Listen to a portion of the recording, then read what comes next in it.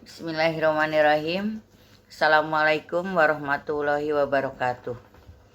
Perkenalkan, nama Ibu Supatmi, guru mata pelajaran Bahasa Indonesia di kelas 12 IPA dan IPS. Kali ini Ibu akan mengajarkan tentang materi semester 5, yaitu tentang teks cerita sejarah. Marilah kita membahas tentang teks cerita sejarah.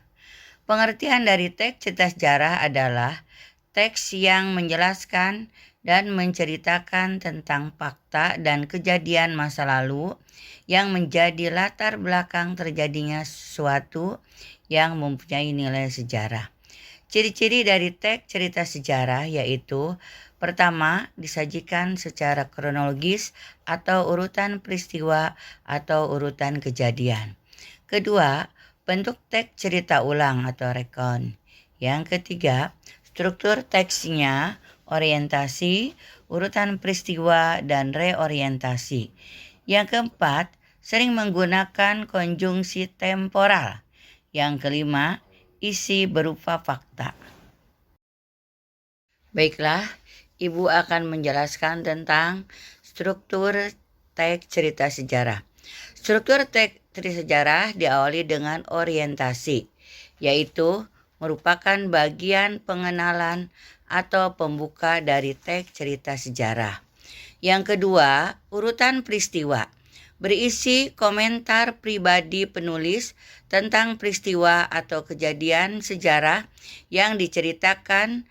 Kemudian reorientasi, boleh ada, boleh tidak, terserah kehendak penulis teks cerita sejarah tersebut. Yang selanjutnya, yang terakhir adalah reorientasi.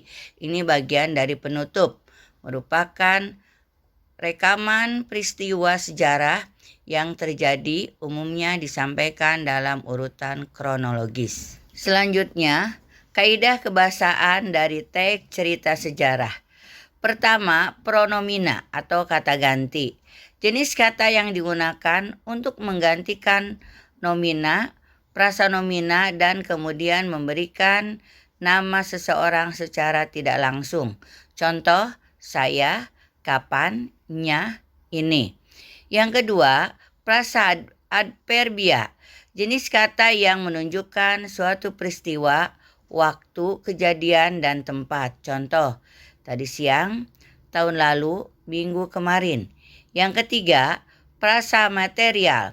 Kata yang berfungsi menunjukkan aktivitas yang dilakukan oleh partisipan, menunjukkan perbuatan fisik atau peristiwa, contohnya menulis, mengepel, menyapu, dan sebagainya.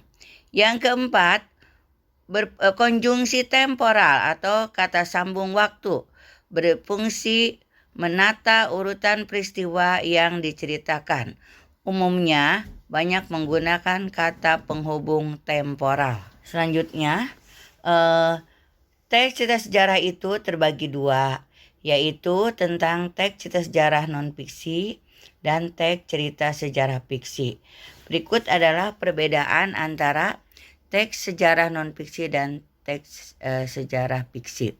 Untuk teks sejarah non-fiksi, di sini tokohnya nyata. Isinya seluruhnya fakta yang nyata.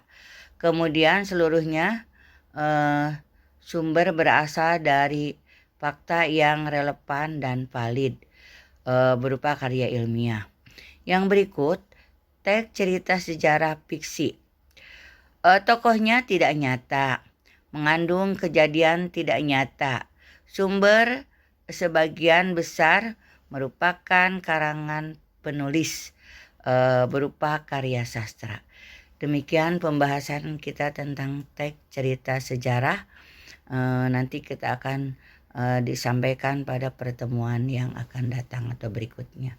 Terima kasih. Assalamualaikum warahmatullahi wabarakatuh.